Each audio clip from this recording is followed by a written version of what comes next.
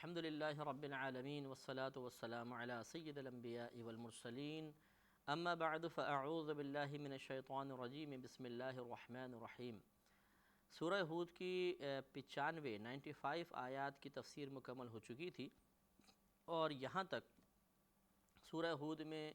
کئی انبیاء علیہم السلام، مثلا حضرت نوح علیہ السلام، حضرت لوط علیہ السلام، حضرت صالح علیہ السلام، حضرت شعیب علیہ السلام وغیرہ کا تذکرہ ہوا،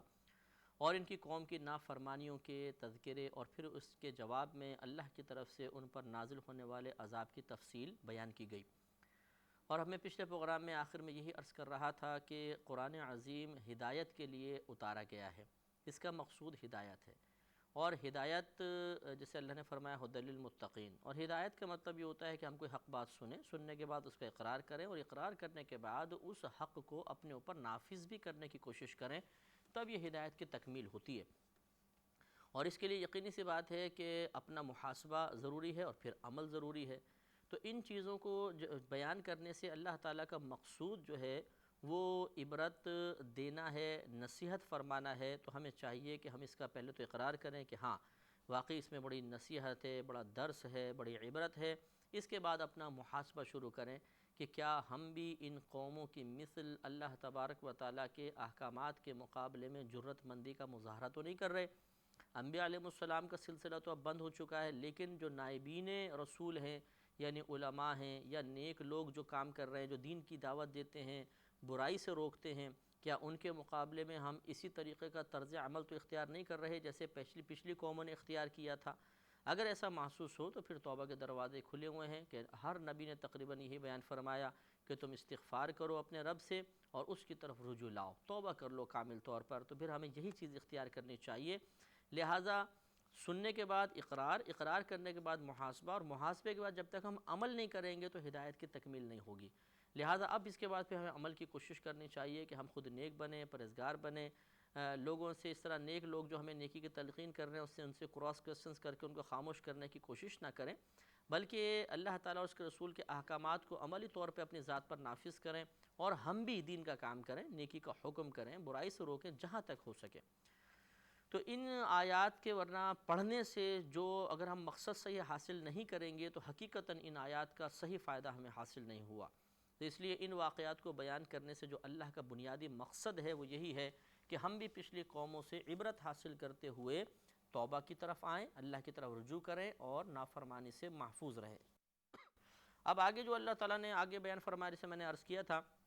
کہ موسیٰ علیہ السلام اور فرعون کے واقعے کو بیان فرمایا، اور اس واقعے کو بار بار بیان کرنے سے مقصود بھی یہی درس ہے، نصیحت ہے، عبرت عطا فرمانا مقصود ہے، اور ہمیں چاہیے کہ ان مقاصد کو حاصل کرنے کے لیے ان واقعات کو بار بار پڑھیں، اور مختلف انداز سے، مختلف پہلوؤں سے جو اللہ نے اس کو بیان فرمایا ان پہلوؤں پر غور کر کے اپنے لیے سامان اصلاح کریں۔ لہذا ارشاد ہوتا ہے کہ وَلَقَدْ أَرْسَلْنَا مُوسَىٰ بِآيَاتِنَا وَسُلْطَانٍ مُبِينٍ، اور بے شک ہم نے موسیٰ کو اپنی نشانیوں کے ساتھ، یعنی معجزات کے ساتھ، اور سلطان مبین، سلطان کہتے ہیں غلبے کو، مبین معنی واضح غلبے کے ساتھ بھیجا۔ واضح غلبے کا مطلب یہ ہے کہ انہیں ایسے معجزات عطا فرمائے کہ جو اس غلبے کا سبب بنے، یا واضح غلبے سے مراد یہ ہے کہ فرعون باوجود اتنا طاقتور ہونے کے آپ پر بالکل غالب نہ آ سکا، بلکہ موسیٰ علیہ السلام کے پاس جو ایک عصا مبارکہ تھا، جب آپ پچھلے واقعہ گزر چکا ہے، اس کے دربار میں گئے، اس نے کہا کہ کوئی معجزہ دکھائیں، تو آپ نے وہ عصا مبارکہ پھینکا، تو ایک بڑا وہ اژدہا بن گیا، اور اتنا بڑا اس کا منہ تھا کہ جیسے فرعون اور اس کے پورے تخت کو نگل سکتا تھا۔ تو فرعون گھبرا گیا، ڈر گیا، لیکن بہرحال ایمان لے کر نہیں آیا۔ تو اس طرح اللہ نے صریح غلبے کے ساتھ آپ کو بھیجا، یہی وجہ ہے کہ فرعون آپ کو اپنے دربار میں ہلاک نہ کر سکا۔ تو فرمایا کہ وَلَقَدْ أَرْسَلْنَا مُوسَىٰ بِآيَاتِنَا وَسُلْطَانٍ مُبِينٍ، اور بے شک ہم نے بھیجا موسیٰ کو اپنی نشانیوں اور صریح غلبے کے ساتھ۔ کہاں بھیجا؟ إِلَىٰ فِرْعَوْنَ وَمَلَئِهِ فَاتَّبَعُوا أَمْرَ فِرْعَوْنَ، فرعون اور اس کے سرداروں کی اور اس کے درباریوں کی طرف بھیجا، لیکن فَاتَّبَعُوا، تو انہوں نے یعنی اس کے درباریوں نے پیروی کی امر فرعون کے حکم کی، اور فرعون کو انہوں نے کہنا مانا، موسیٰ علیہ السلام کا کہنا نہ مانا۔ وَمَا أَمْرُ فِرْعَوْنَ بِرَشِيدٍ، اور فرعون کا کام اچھا نہیں تھا، درست نہیں تھا، کیونکہ اس نے خدائی کا دعویٰ کیا، پھر لوگوں کو اللہ کی نافرمانی پہ ابھارتا تھا، پھر جادو کا اس نے زور کیا، خود بھی یہ جادو کرتا تھا اور جادو کو اس نے فروغ دیا، اور بہت سارے ناجائز کام یہ کرتا تھا، لہذا اللہ نے فرمایا کہ فرعون کا کام درست نہیں تھا۔ اس سے معلوم یہ ہوا کہ گندا کام، غلیظ کام، فحش کام، اللہ کی نافرمانی کبھی درست نہیں ہو سکتی ہے، اسے جو اچھا کہے، درست کہے، وہ خود غلط ہوگا۔ یقدم قومہ یوم القیامت فاوردہم النار، یہ بہت توجہ طلب بات ہے کہ یقدم قومہ یوم القیامتی، وہ بروز قیامت اپنی قوم کے آگے آگے ہوگا، فاوردہم النار، تو انہیں دوزخ میں وارد کر دے گا، دوزخ میں ڈال دے گا، ڈلوا دے گا یا ڈال دے گا۔ یعنی کیا مطلب کہ اللہ تبارک و تعالی حدیث میں بھی ہے کہ ہر قوم کو اس کے رہنما اور پیشوا کے ساتھ بروز قیامت اٹھایا جائے گا۔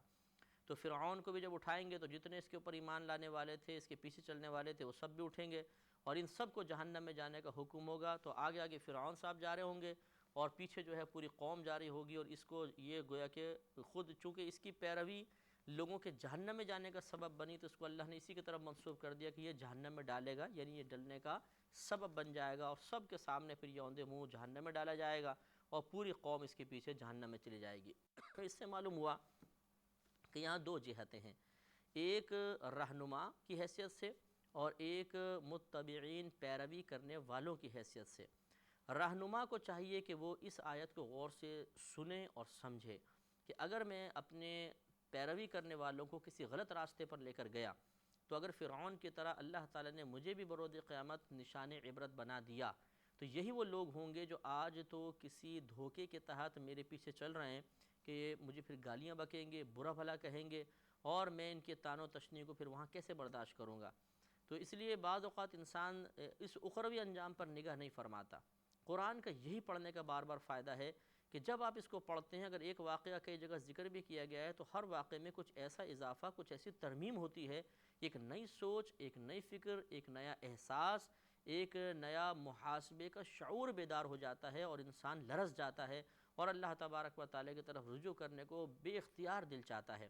لہذا رہنما کو پہلے غور کرنا چاہیے کہ میں قوم کو کہاں لے جا رہا ہوں، چاہے وہ کسی بھی منصب پر ہو، خصوصاً دینی مناصب والے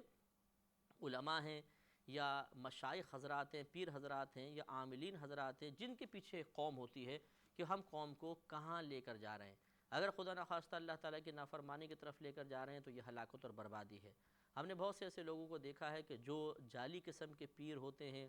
اور وہ ناجائز امور کو اس انداز سے پیش کرتے ہیں کہ قوم اس کو بھی دین کا حصہ سمجھنے لگ جاتی ہے، اور پھر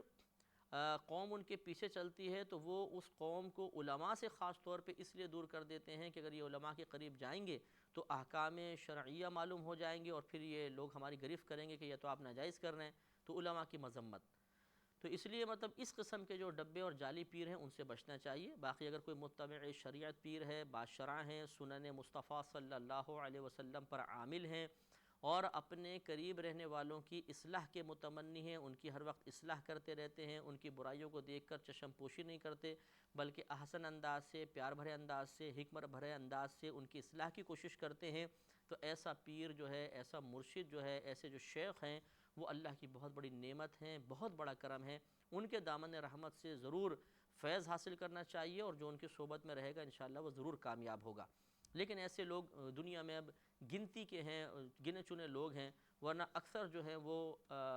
رہنما کے روپ میں رہزن ہیں، حقیقتاً ڈاکہ مارنے والے ہیں، جو لوگوں کے بعض ایمان پہ ڈاکہ مار رہے ہیں اور بعض ان کے مالوں پہ ڈاکہ مار رہے ہیں، اور اس طریقے سے بہت ہی خراب صورتحال سامنے آتی ہے۔ بہرحال تو ایک جہت ہے رہنما کی، رہنما کو اپنے اس آیت کے ساتھ محاسبہ کرنا چاہیے۔ دوسرا، پیروی کرنے والوں کو غور کرنا چاہیے کہ ایسا نہیں ہے کہ بروز قیامت آپ جا کے کہہ دیں جی اللہ تعالیٰ ہمیں کیا معلوم تھا، بس یہ تو اس نے گمراہ کیا، اس کو جہنم میں ڈال دو۔ نہیں، کیا آپ بچے تھے؟ کیا آپ کے اندر عقل نہیں تھی؟ کیا آپ میں شعور نہیں تھا؟ کاروبار کرتے ہوئے تو کبھی آپ نے آنکھیں بند کر کے کاروبار نہیں کیا، دیگر مالی امور کے اندر تو آپ بڑی سمجھداری اور چالاکی کا مظاہرہ کرتے تھے، لیکن اخروی معاملات میں آپ نے بغیر سوچے سمجھے کسی کا دامن تھام لیا اور اس کے پیچھے چلنے لگے، اس پر گرفت ہوگی۔ لہٰذا اللہ نے واضح طور پہ فرمایا کہ فرعون آگے آگے ہوگا، قوم پیچھے پیچھے ہوگی، اور یہ قوم کو جہنم میں ڈالے گا، یہ ڈلوانے کا سبب بنے گا۔ لہٰذا پیروی کرنے والے کو بھی چاہیے کہ کس امر میں، کس معاملے میں رہنما کی پیروی کرنی ہے اور کس میں نہیں کرنی، اس میں فرق اسے کرنا بہت ضروری ہے۔ اگر کوئی بالفاظ جس کو آپ بزرگ سمجھتے ہیں یا کوئی رہنما ہے، وہ اگر خلاف شرع حکم دے گا تو اس خلاف شرع حکم کو ہرگز نہیں مانا جائے گا، کیونکہ اللہ تعالیٰ اور اس کے رسول صلی اللہ علیہ وسلم کے احکامات کی خلاف ورزی میں کسی کی عزت، کسی کے کا احترام پھر باقی نہیں رہتا، اس میں کسی کا قول قبول نہیں کیا جائے گا۔ حتیٰ کہ فقہاء نے ماں باپ کے بارے میں بیان فرمایا کہ ان کی اطاعت ہم پر فرض ہے، لیکن اس صورت میں جب ان کا حکم اللہ تعالیٰ اور اس کے رسول کے حکم سے ٹکراتا نہ ہو۔ تو اگر کوئی آپ کو کوئی حکم دے رہا ہے بالفاظ اور وہ خلاف شرع ہے تو اس میں اطاعت ہرگز نہیں کرنی ہوگی، اور خلاف شرع حکم دینے والے کے پاس تو ویسے نہیں آدمی کو بیٹھنا چاہیے کہ وہ غلط راہ دکھا رہا ہے، لہذا رہنمائی کرنے والے کو اپنا محاسبہ کرنا چاہیے اور پیروی کرنے والے کو اپنے بارے میں کچھ غور و تفکر و فکر کرنے چاہیے، تاکہ اس قسم کا انجام ہمارے ساتھ بھی نہ ہو جائے۔ ارشاد فرمایا کہ یقدم قومہ یوم القیامت فاوردہم النار، تو یہ فرعون اپنی قوم کے آگے ہوگا بروز قیامت، تو وہ انہیں جہنم میں لا اتارے گا یا ڈال دے گا۔ وبئس الورد المورود، اور یہ کیا ہی بری اترنے کی جگہ ہے۔ وَأُتْبِعُوا فِي هَذِهِ لَعْنَةً وَيَوْمَ الْقِيَامَةِ، ان کے پیچھے اس جہان میں بھی لعنت ان کے پیچھے ہے، اور قیامت کے روز بھی ان پر اللہ کی لعنت ہوگی، یعنی اللہ کی رحمت سے یہ دور کیے جائیں گے۔ بئس الرفد المرفود، اور یہ کیا ہی برا انعام ہے جو ان کو بروز قیامت حاصل ہوگا یا انہیں ملا۔ آگے اللہ نے ارشاد فرمایا کہ ذالک من انباء القری نقص علیک منھا قائم وحصید، یہ بستیوں کی خبریں ہیں۔ ذالک من انباء القری، یہ بستیوں کی خبریں ہیں۔ نقص علیک منھا،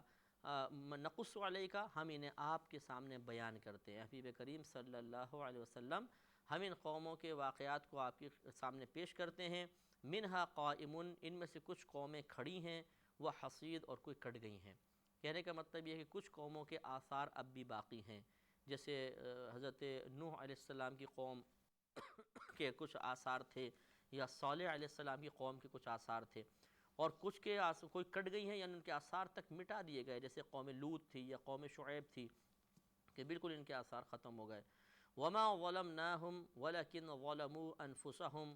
اور ہم نے ان پر کوئی ظلم نہیں کیا، اور لیکن وہ خود اپنی جانوں پر ظلم کرتے تھے، یعنی انہوں نے اپنی جانوں پر خود ظلم کیا۔ فما اغنت عنہم آلہتہم التی یدعون من دون اللہ من شیء، تو انہیں ان خداؤں نے جنہیں یہ اللہ تعالیٰ کے علاوہ پوچھتے تھے، پکارتے تھے، ان کی عبادت کرتے تھے، کچھ بھی نفع نہ دیا، کچھ کام نہ آئے وہ خدا۔ لما جاء امر ربک، جس وقت کہ اللہ تعالیٰ کا عذاب نازل ہوا۔ تو واقعی یہ توجہ طلب بات ہے کہ اگر اس زمانے میں جو بت پرستی کر رہے تھے، بتوں کی عبادت کر رہے تھے، وہ بت حق تھے اور واقعی وہ قدرت اور قوت رکھتے تھے، تو جب اللہ کا عذاب نازل ہوا تو یہ کہاں تھے، اور انہوں نے کیوں اللہ کے عذاب کو نہ روکا؟ اگر یہ واقعی اللہ تعالیٰ سے معاذ اللہ طاقتور تھے تو کہاں گئے؟ تو یہ خود بھی مطلب یہ کہ عذاب کی لپیٹ میں آ گئے اور وہ تباہ و برباد ہو گئے۔ تو سوچنے کی بات ہے، سمجھنے کی بات ہے۔ وما زادوہم غیر تتبیب، اور ان سے یعنی ان بتوں کے سبب ان لوگوں کو ہلاکت کے سوا اور کچھ زیادتی حاصل نہ ہوئی، کہ زیادتی ہی مطلب ہلاکت میں زیادتی بڑھی، ان سے کیا فائدہ حاصل ہوا؟ جتنی عبادت کرتے رہے اتنا وبال بڑھتا رہا، اور پھر ایک وقت آیا کہ ایسی غفلت کے اندر یہ ہلاک و برباد ہو گئے۔ اور یہ جو اللہ نے ارشاد فرمایا بڑا توجہ طلب بات ہے کہ وما ظلمناہم ولکن ظلموا انفسہم، کہ ہم نے ان پہ کچھ بھی ظلم نہیں کیا، وہ خود اپنی جانوں پر ظلم کرتے، انہوں نے خود اپنی جانوں پہ ظلم کیا۔ تو توجہ فرمائیے کہ اگر کوئی نافرمانی کرتا ہے، اللہ تبارک و تعالیٰ کی احکامات کو معمولی سمجھ کے پس پش پھینکتا ہے، قرآن و حدیث کو معاذ اللہ ناقابل عمل تصور کرتا ہے، تو یہ اس کی بھول ہے اور بہت بڑی نادانی اور بہت بڑی غلطی ہے۔ اب اگر اس پہ عذاب مرتب ہوگا تو معاذ اللہ اس میں اللہ تبارک و تعالیٰ پر کو بالکل مورد الزام نہیں ٹھہرا سکتے، بلکہ اس شخص کی اپنی شامت اعمال ہے، اس لیے کہ اللہ تعالیٰ کسی پر ظلم نہیں فرماتا، وہ ظلم سے پاک و صاف ہے۔ تو ہم جو کچھ کر رہے ہیں، اپنے لیے برے اعمال جمع کر رہے ہیں، یہ ہمارا اپنا قصور ہے، اور یہ مطلب کوئی اچھا نہیں ہے، ہمارے لیے حق میں بہتر نہیں ہے۔ اگر ہم فحش کلامی کے ذریعے، فحش مناظر کے ذریعے